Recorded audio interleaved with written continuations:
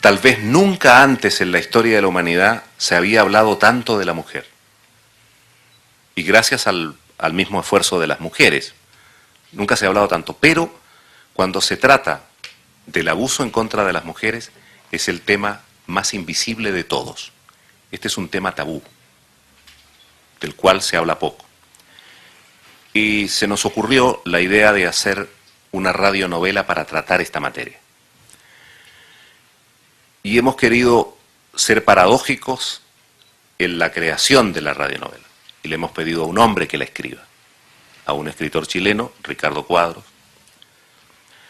pensando tal vez en voz alta que el problema no se resuelve solo desde un sector, sino del otro. Entonces queríamos tener esta visión desde la escritura de un hombre.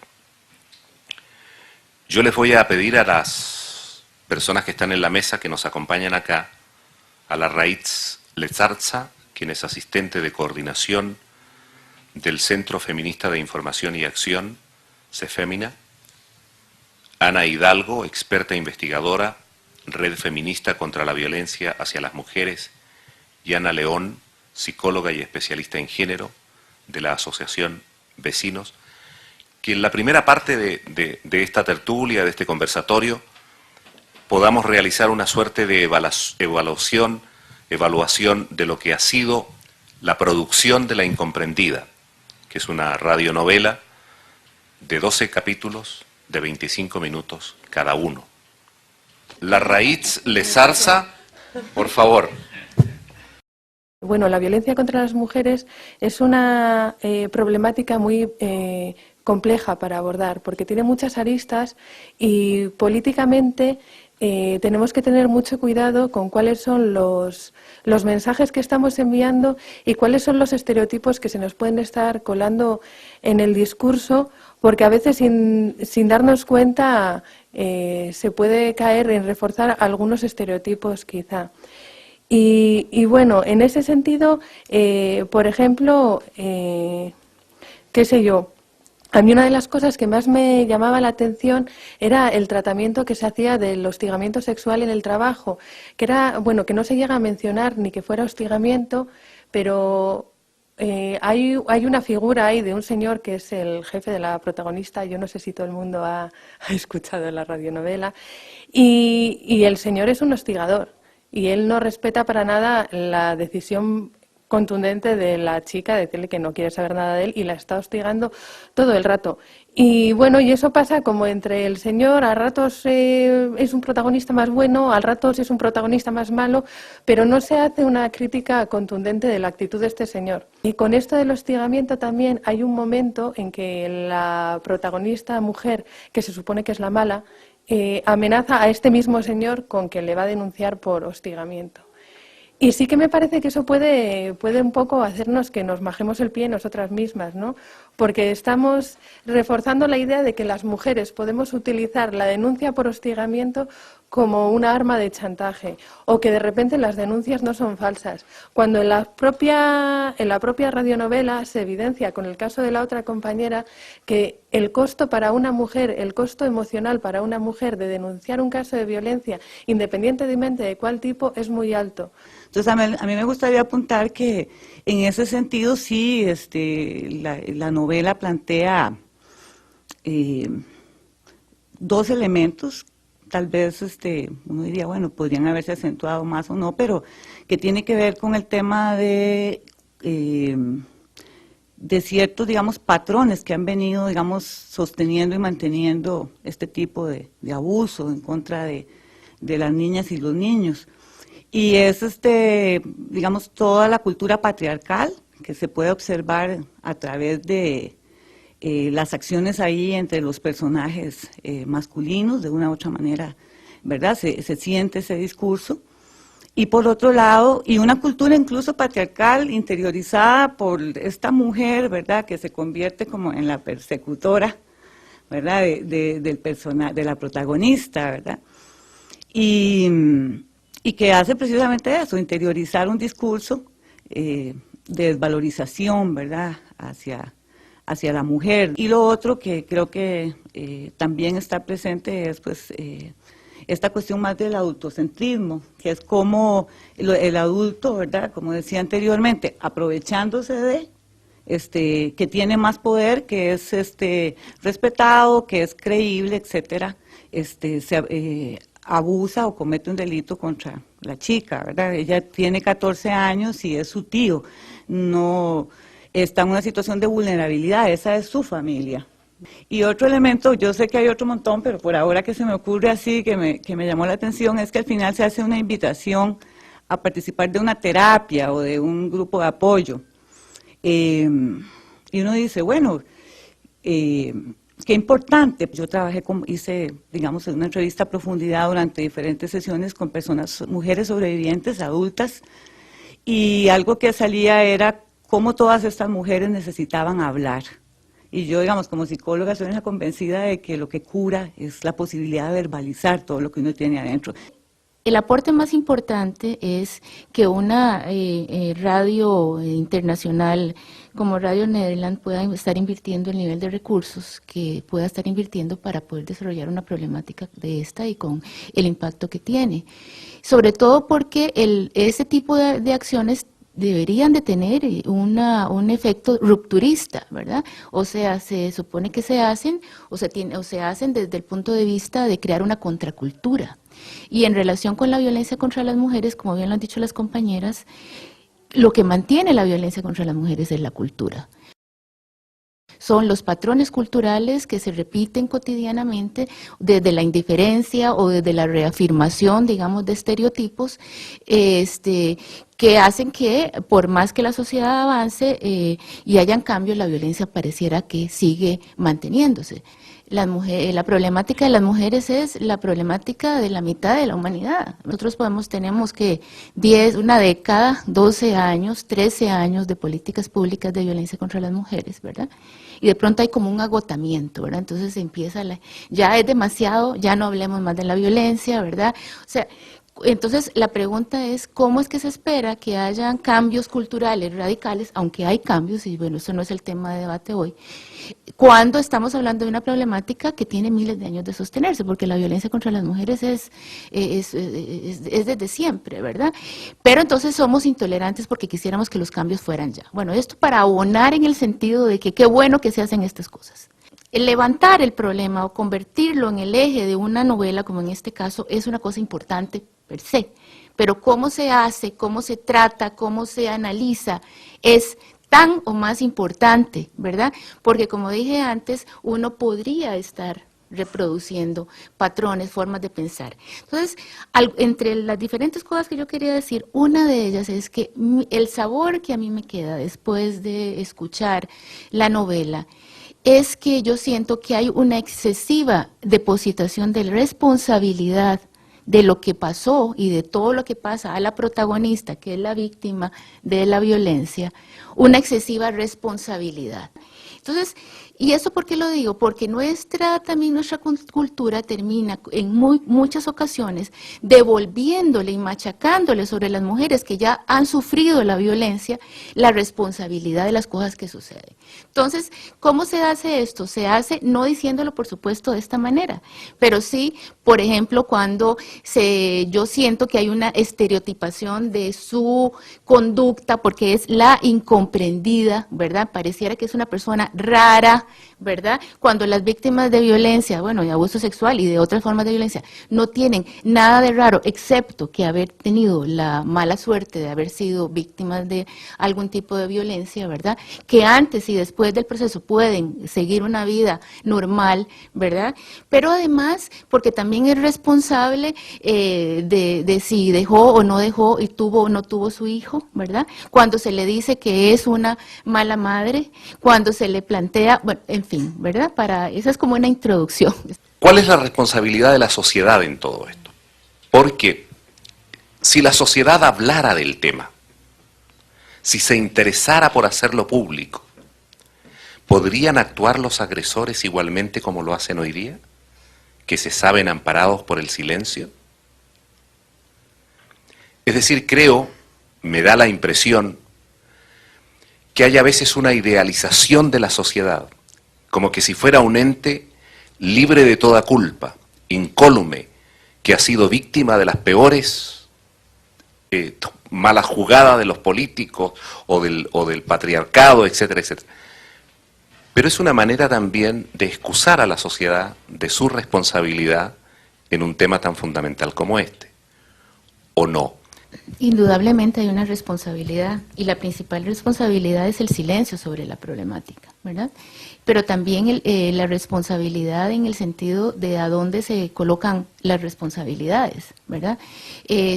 Como yo decía antes, el abuso existe sobre la base de los patrones de conducta y de los patrones culturales que se repiten. Tenemos que trabajar sobre la cultura. Entonces, evidentemente, este tipo de trabajo, como el de la radionovela, es un aporte importante para poder hacer una ruptura. Y brevemente quisiera decir que Costa Rica puede decir, digamos, a partir de la experiencia de trabajo en políticas públicas, que de alguna manera nosotros hemos logrado hacer algunos cambios culturales en este país. Uno de ellos, pienso yo, es que para muchos hombres en esta sociedad costarricense, ser tachado de agresor es algo que no gusta. Y eso me parece que es importante, aunque no necesariamente implique que cese o no, digamos, conductas violentas que pueden estar haciendo. Pero ya eso de por sí es un cambio cultural. Estamos inmersos en ese mismo sistema cultural que intentamos cambiar y cada día estamos reproduciendo un montón de estereotipos y un montón de patrones que no solo a través del silencio, pero también a través de las acciones y las no acciones estamos incluso legitimando muchas veces las acciones de violencia contra las mujeres. También creo que cuando nos ponemos a repartir responsabilidades tenemos que ser cuidadosas de, como señalaba antes Ana también, no sobrecargar más responsabilidad sobre las mujeres, ¿verdad? Esto es un efecto, digamos, un efecto dramático, ¿verdad? Totalmente inhumano, por eso incluso se le considera sobrevivientes a todas aquellas personas que pasaron por esta experiencia, porque hay que ser demasiado valiente y resiliente para poder salir adelante. Entonces, yo lo que diría es que sí, que sigue habiendo mucha impunidad, el silencio, la negación, ¿verdad?, como un mecanismo de la sociedad costarricense, y es increíble, pero esta sociedad es una sociedad donde esto sucede en todos los sectores sociales, en todos los niveles, ¿verdad?, y donde cada día, entre más trabajo en el tema, más va agregando y agregando y agregando víctimas, ¿verdad? Yo trabajo con adolescentes y he hecho talleres con chicas, y empezamos a hablar de los mitos y de qué significa todo esto y de por qué, y de pronto de 12, 8, 9 chicas hacen referencia a una situación de abuso dentro de su propia casa. Entonces, por Dios, mientras no aceptemos eso y de verdad pongamos un punto a todas esas intervenciones que tienden a seguir perpetuando esto, y ahí hablo, por ejemplo, del papel que juega aquí la religión y la iglesia, ¿verdad?, como un factor ahí que detiene la posibilidad de cambio, ¿verdad? Yo creo que existe una responsabilidad bastante importante de los medios de comunicación en la creación de transformar a los miembros de la sociedad en espectadores, ¿no? Que nos sentamos cómodamente en la sala de estar de nuestras casas y vemos pasar la vida a través de la televisión. Entonces nos desentendemos del problema. Y yo estoy seguro que quienes asisten esta noche no quieren ser espectadores, sino también participantes, así es que quisiera consultarles a ustedes o a algunas de ustedes qué piensan de este tema. Yo creo que sí me parece como importante la conciencia de que hay que trabajar en un cambio de paradigma, que es muy importante, y es muy importante en estos momentos contar nuestras historias, porque un nuevo paradigma solo se pueden hacer a partir de lo que estemos tejiendo, ¿verdad? Una de ustedes utilizó ahorita una palabra muy bonita, que este patriarcado se ha tejido, ¿verdad? Se ha tejido sobre la opresión y la dominación hacia las mujeres, hacia los más débiles, los niños, las niñas, ¿verdad? Bueno, tenemos que, para que este tejido nazca fuertemente, ¿verdad?, o más equitativamente, más fuerte en equidad, en tolerancia, en respeto, creo que tenemos que contar estas historias y hablar más de esto. Gracias. Yo quisiera tocar uno de los temas que tal vez sea más delicado, que trata la incomprendida. Y es este recurso dramático de poner en palabras la agresión misma, ¿no? Y que puede provocar reacciones diversas y ser visto desde diversas perspectivas. En ese sentido, me gustaría saber qué piensan que se trate un tema de esa manera, es decir, ponerlo tan crudamente como está puesto allí. Ana León. Es que cuando yo pienso en una radionovela, me acuerdo cuando yo estaba chiquita y uno se sentaba a la par de la radio y escuchaba aquellos dramones, ¿verdad? Entonces, yo en un momento, yo hice teatro y yo me acuerdo que yo hacía telenovelas, pero en teatro. Íbamos a los barrios y hacíamos todo el número y toda la gramatización. ¡Oh, ahí viene, no me digas! Que era como una cosa que le pone emoción. Entonces, cuando yo pensé en la telenovela, pues la verdad iba como preparada para algo que podía ser muy, tal vez por ignorancia, porque puede ser que se haga otro tipo de radionovelas, pero un poco como que el culebrón.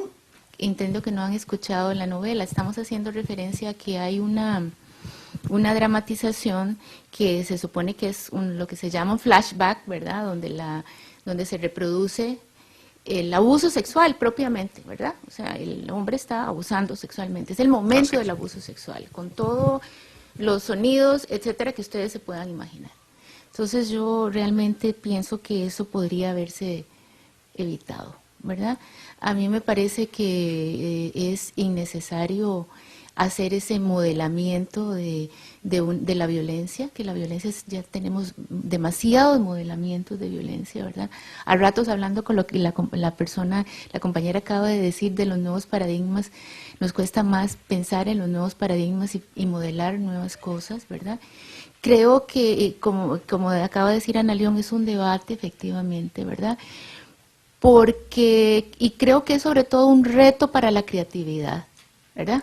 A ratos es más fácil reproducir la violencia que pensar en cómo decir lo mismo de otra manera o utilizar otros recursos. Sí que creo, como terminaba ahora diciendo Ana, que el reto estaría en pensar cuáles estrategias podemos utilizar desde la comunicación para transmitir el mensaje que estamos queriendo transmitir, pues, pero sin caer en discursos que de alguna manera puedan ser victimizantes para las mujeres y acaso de repente que puedan llevar un poco también a la violencia, pero también a la cosa como un poco más de morbo, que es una palabra muy fea, pero no encuentro otra como para sustituirla. Porque yo creo que la mejor radio y el mejor periodismo que se puede hacer es aquel que tiene capacidad de aprendizaje. Si no somos capaces de escuchar la reacción de quienes escuchan nuestros productos, estamos convencidos que tenemos la verdad, entonces tenemos que cerrar la radio. La novela, por ejemplo, toca un tema que es el que un evento, porque fue un evento, digamos, un evento dramático, pero un evento que esta chica vive, que ella desarrolla con mucha capacidad de resiliencia, ¿verdad? Y de alguna manera más bien uno dice, bueno, como este personaje, ¿qué montón de recursos tiene? ¿Cómo logró o ha logrado ciertas cosas con todo esto que pasó? Pero el tema, digamos, de que no se pueda hablar. Usted dice, ok, sana hablar. Por eso los grupos de autoapoyo, por eso los grupos terapéuticos. Porque a veces hablar en ciertos espacios es volver a ser revictimizado. Yo digo, sí, hablar, pero hablar en espacios seguros. Y además, porque vean, una persona que pasó por una situación de estas, si hay algo que se rompe, pero así totalmente, es la confianza. Porque estamos partiendo de que fue traicionada y traicionada por una persona de la cual debería haber esperado que la amara, que la cuidara y que la protegiera. Y sí que creo que en el caso de la violencia contra las mujeres, hablarlo públicamente tiene unos impactos que de repente no tiene cuando se hace denuncia de algún otro tipo de violencia, y creo que es algo también a tener en cuenta. Ana. Sí, eso era más o menos por el lado por donde yo iba. No es lo mismo haber sido, esto por supuesto no tiene nada que ver con el impacto y la importancia, no es un problema de rango de importancia, son simplemente dos tipos de violencia diferentes. Haber sido víctima, por ejemplo, de una violencia política, ¿verdad? De un impacto político atroz, pero que además en el devenir histórico termina siendo algo que es validado, ¿verdad? La historia, el sufrimiento de las víctimas, etcétera, ¿verdad? A un tipo de violencia como el que estamos hablando aquí, que en primer lugar toca algo demasiado delicado y demasiado íntimo, como es la sexualidad de las personas, ¿verdad? Pero además en el cual hay todo esto de lo que hemos venido hablando, todo este otro asunto, es impacto cultural que las compañeras hacen referencia en cuanto a la estigmatización, ¿verdad? Entonces una persona va a hablar, sí, lo vemos en la radionovela, ¿verdad? O sea, las víctimas de abuso sexual son provocadoras, provocaron a los hombres adultos, eso lo han dicho incluso de niñas de 5 años. Hablar está bien, y yo pienso que aquí todos coincidimos en que eso es importante, hay que sacarse del buche las cosas, es necesario para sanar, pero no necesariamente los espacios son los mismos para todos los tipos de violencia sufridos. ¿De qué forma los medios contribuyen a perpetuar ciertos patrones de comportamientos sociales respecto del tema de la violencia en contra de las mujeres? Y a mí me surgió, ¿de qué forma no contribuyen? Desgraciadamente. Sí. Por lo menos la mayoría, ¿verdad? Yo creo que habría que hacer todo un trabajo de sensibilización, de verdad, con los medios, con periodistas, con personas que trabajan y que producen materiales de comunicación para poder de verdad entender la complejidad de este tipo de temas, ¿verdad? Yo pienso que los medios de comunicación son uno de los principales, si no el principal reforzador de todos los patrones que sostienen la violencia contra las mujeres. En una época porque no se hablaba de ellos, ¿verdad? O porque no se habla del tema. Y cuando se habla es porque se habla desde un punto de vista que es, digamos, estereotipado. Nosotros nos hemos cansado, por ejemplo, y algo se ha avanzado, o sea, algo se cambia, se avanza. Por ejemplo, con los medios de comunicación cuando hablan de los famosos crímenes pasionales cada vez que matan a una mujer, ¿verdad? E insistentemente hemos dicho, no son crímenes pasionales. La lectura ideológica de esa frase termina siendo una exculpación de responsabilidades, una justificación de una situación de violencia. ¿Por qué no se habla de crímenes de violencia doméstica? ¿Por qué no se habla de crímenes de violencia intrafamiliar? ¿Por qué no se habla de femicidio, diciendo que son largas historias, muertes anunciadas, ¿verdad?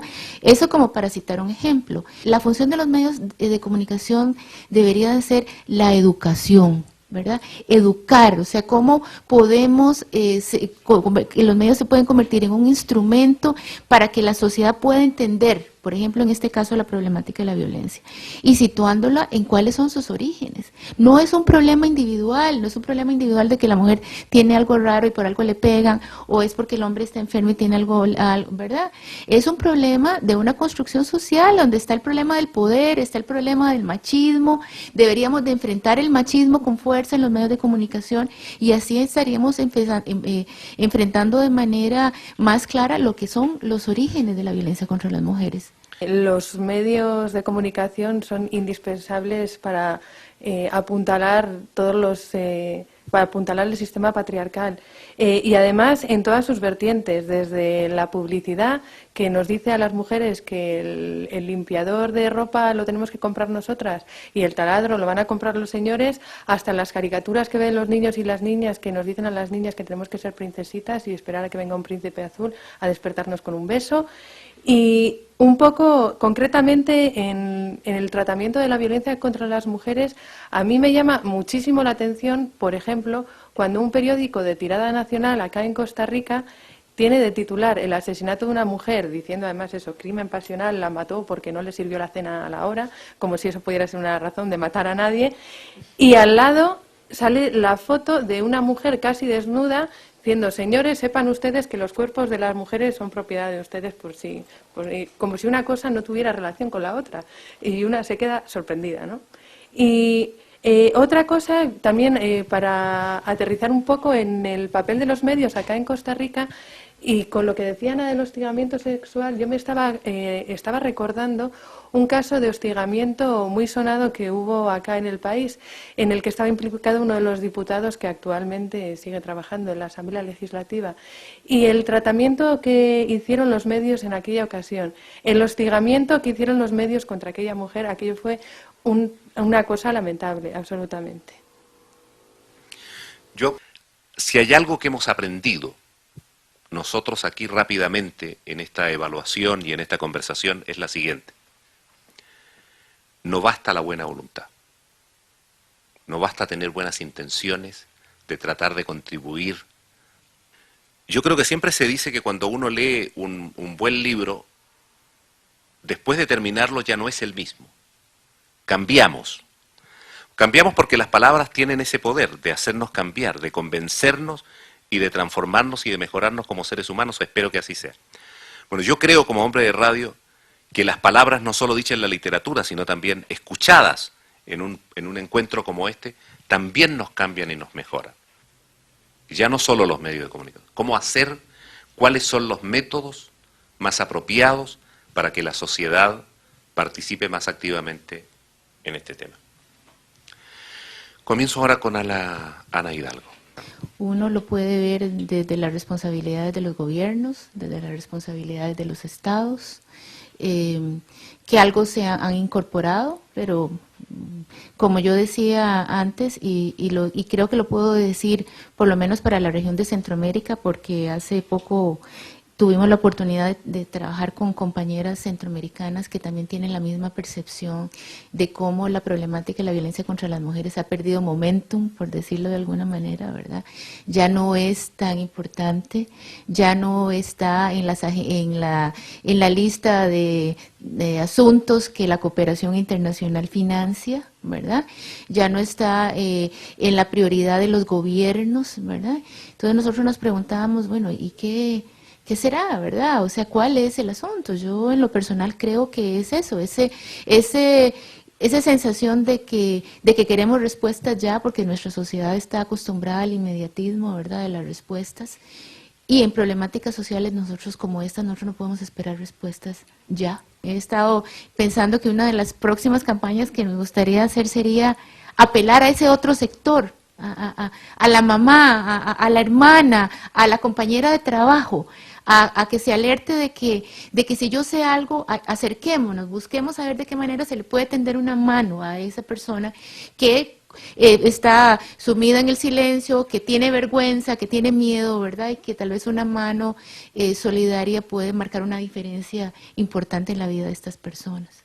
Sí, yo también creo que efectivamente hay que hacer un esfuerzo grande para no dejar solas a las mujeres, porque muchas veces la propia situación nos lleva, y otra vez, y volvió, y empezamos a juzgarlas y empezamos a dejar solas a las mujeres y a cortar los puentes de comunicación que tenemos con ellas. Y yo siento que es importante que nos mantengamos ahí acompañándolas y siendo un apoyo para ellas, para que en el momento que necesiten sepan que estamos ahí.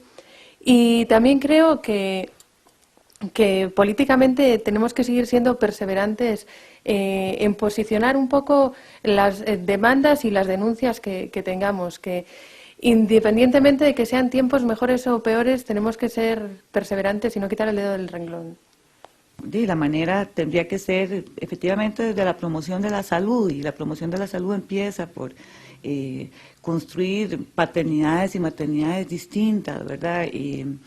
Formas de respeto y de apoyo y de afecto y solidaridad, tanto dentro de la familia como en la comunidad, como en la sociedad, y eso es lo que puede, como me parece a mí, marcar como cambios a más largo plazo.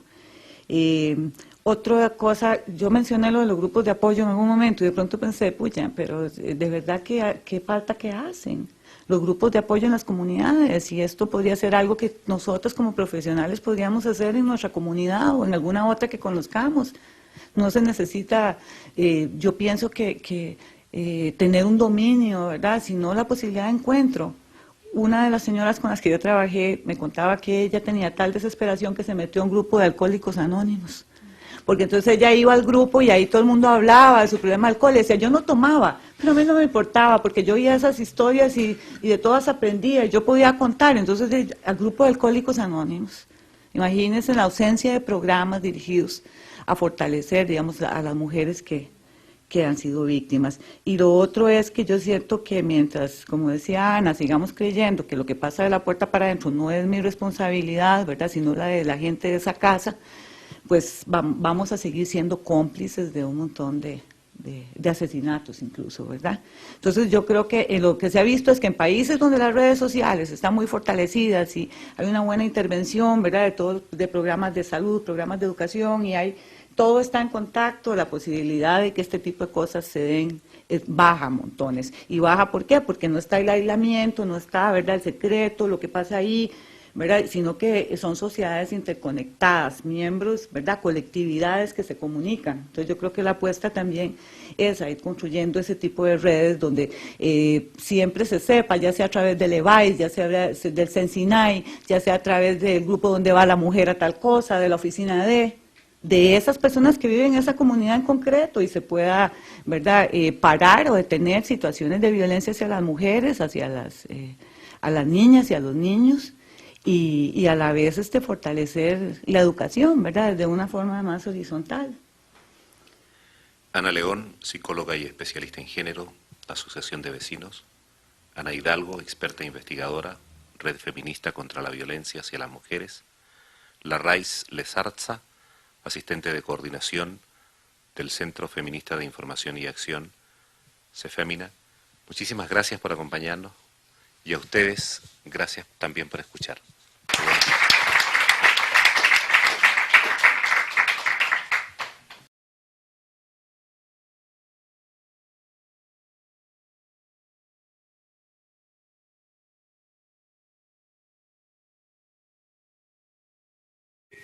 Tal vez nunca antes en la historia de la humanidad se había hablado tanto de la mujer.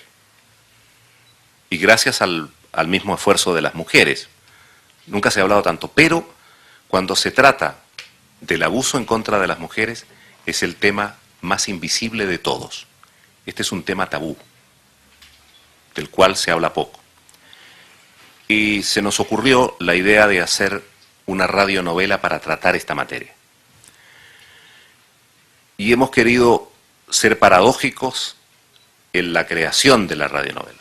Y le hemos pedido a un hombre que la escriba, a un escritor chileno, Ricardo Cuadros, pensando tal vez en voz alta. En la propia radionovela se evidencia con el caso de la otra compañera que el costo para una mujer, el costo emocional para una mujer de denunciar un caso de violencia, independientemente de cuál tipo, es muy alto. Entonces a mí me gustaría apuntar que en ese sentido sí, la novela plantea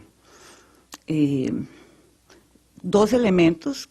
Tal vez uno diría, bueno, podrían haberse acentuado más o no, pero que tiene que ver con el tema de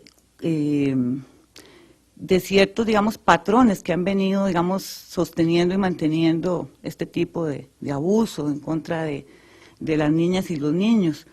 Y es, digamos, toda la cultura patriarcal que se puede observar a través de las acciones ahí entre los personajes masculinos, de una u otra manera, ¿verdad? Se siente ese discurso. Y de un señor que es el jefe de la protagonista, yo no sé si todo el mundo ha escuchado la radionovela, y el señor es un hostigador, y él no respeta para nada la decisión contundente de la chica, de decirle que no quiere saber nada de él, y la está hostigando todo el rato. Y bueno, y eso pasa como entre el señor, a ratos es un protagonista más bueno, a ratos es un protagonista más malo, pero no se hace una crítica contundente de la actitud de este señor. Y con esto del hostigamiento también hay un momento en que la protagonista mujer, que se supone que es la mala, amenaza a este mismo señor con que le va a denunciar por hostigamiento. Y sí que me parece que eso puede un poco hacernos que nos majemos el pie nosotras mismas, ¿no? Porque estamos reforzando la idea de que las mujeres podemos utilizar la denuncia por hostigamiento como una arma de chantaje, o que de repente las denuncias no son falsas, cuando en la propia... de 25 minutos cada uno.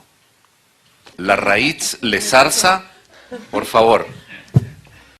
Bueno, la violencia contra las mujeres es una problemática muy compleja para abordar porque tiene muchas aristas y políticamente tenemos que tener mucho cuidado con cuáles son los mensajes que estamos enviando y cuáles son los estereotipos que se nos pueden estar colando en el discurso, porque a veces sin darnos cuenta se puede caer en reforzar algunos estereotipos quizá. Y bueno, en ese sentido, por ejemplo, qué sé yo, a mí una de las cosas que más me llamaba la atención era el tratamiento que se hacía del hostigamiento sexual en el trabajo, que era, bueno, que no se llega a mencionar ni que fuera hostigamiento, pero hay una figura ahí. Que el problema no se resuelve solo desde un sector, sino del otro. Entonces queríamos tener esta visión desde la escritura de un hombre. Yo les voy a pedir a las personas que están en la mesa, que nos acompañan acá, a la Raitz Lezarza, quien es asistente de coordinación del Centro Feminista de Información y Acción, CEFEMINA, Ana Hidalgo, experta investigadora, Red Feminista contra la Violencia hacia las Mujeres, y Ana León, psicóloga y especialista en género, de la Asociación Vecinos, que en la primera parte de esta tertulia, de este conversatorio, podamos realizar una suerte de evaluación de lo que ha sido la producción de La Incomprendida, que es una radionovela de 12 capítulos